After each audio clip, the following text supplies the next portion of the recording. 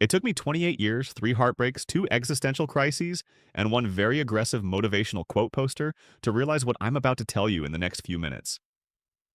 And no, it's not drink more water. Although please do. Your kidneys will thank you. We've been lied to it subtly, silently, and repeatedly. We were told that success is a finish line, that if we just grind harder, hustle longer, and wake up at 5 a.m. while drinking spinach smoothies, we'll make it. But here's the truth. There is no finish line. There's just an endless treadmill with motivational Instagram quotes pinned to it. Let me explain. We all grew up watching movies where the hero wins the championship, marries their high school crush, or invents an app that magically solves everything. The screen fades to black. Credits roll. Happy ending. But here's what no one talks about. What happens after the credits? Do they stay happy? Do they still go to therapy? Do they do laundry like the rest of us? Hollywood made us think happiness is a destination, like some magical land where there's free Wi-Fi, no Mondays, and everyone responds to text on time. In real life, though, that happiness moment lasts about as long as your phone battery on 1%. This idea is known in psychology as the hedonic treadmill, which is basically a fancy way of saying you get used to nice stuff really quickly and then want even nicer stuff. You buy a new phone, it's great for a week, and then boom, you're complaining about how slow it is while scrolling memes. And we don't just do this with gadgets, we do it with goals. I'll be happy when I get that job. You get the job. Meh. I'll be happy when I get a raise. Raise arrives. Still meh. Okay, I'll be happy when I become CEO, own a yacht, and have a personal chef who also tells me I'm doing great. Spoiler, still not happy. Because we're not chasing happiness. We're chasing validation. And most of us are doing it like hamsters in a Gucci wheel. From the moment we enter school, we're ranked, scored, graded. And whether it's gold stars or LinkedIn endorsements, we learn one thing. If others think I'm doing well, I must be. But here's the twist. Everyone else is too busy worrying about their lives to care that much about yours. It's called the spotlight effect. We think everyone's watching us. But they're not. They're too busy wondering if you noticed the awkward thing they said 3 days ago in a meeting. Let me be brutally honest. No one cares. And that is liberating. That means you don't need to buy a $200 shirt with a tiny logo just to look successful. You don't need to post gym selfies with number rise and grind. You don't even need to pretend you like oat milk. You can just be you. Not the version with filters and carefully crafted captions, the real, slightly confused, mildly anxious, occasionally brilliant you. Now here's the funny part. We say we want freedom. Time freedom, financial freedom, creative freedom, but we willingly trap ourselves in mental cages built from other people's expectations. We don't take that chance. Don't start that project.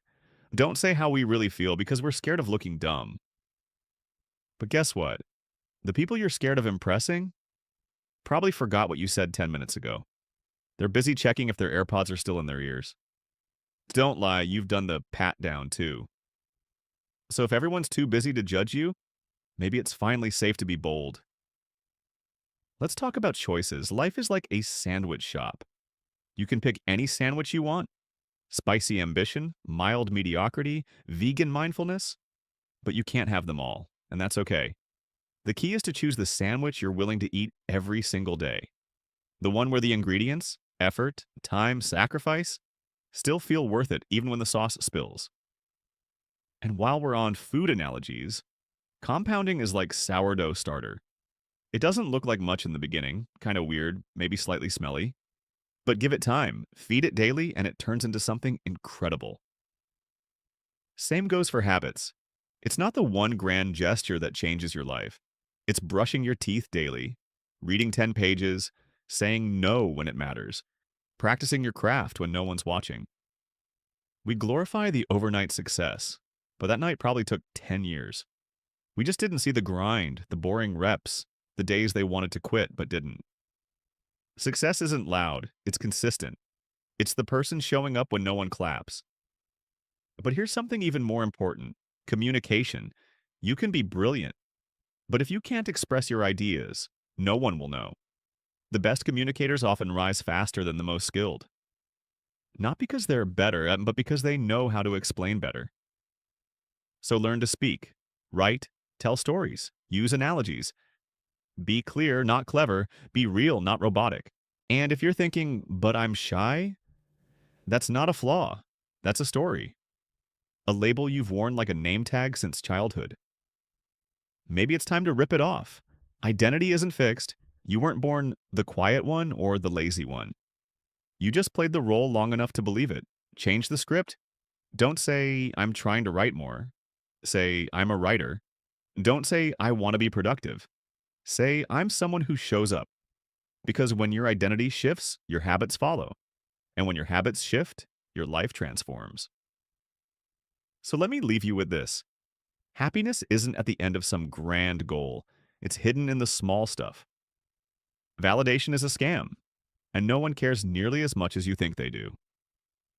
Pick your sandwich, show up daily, communicate clearly, and most importantly, be the person who's not afraid to look silly while trying, because the only people who never fail are the ones who never try.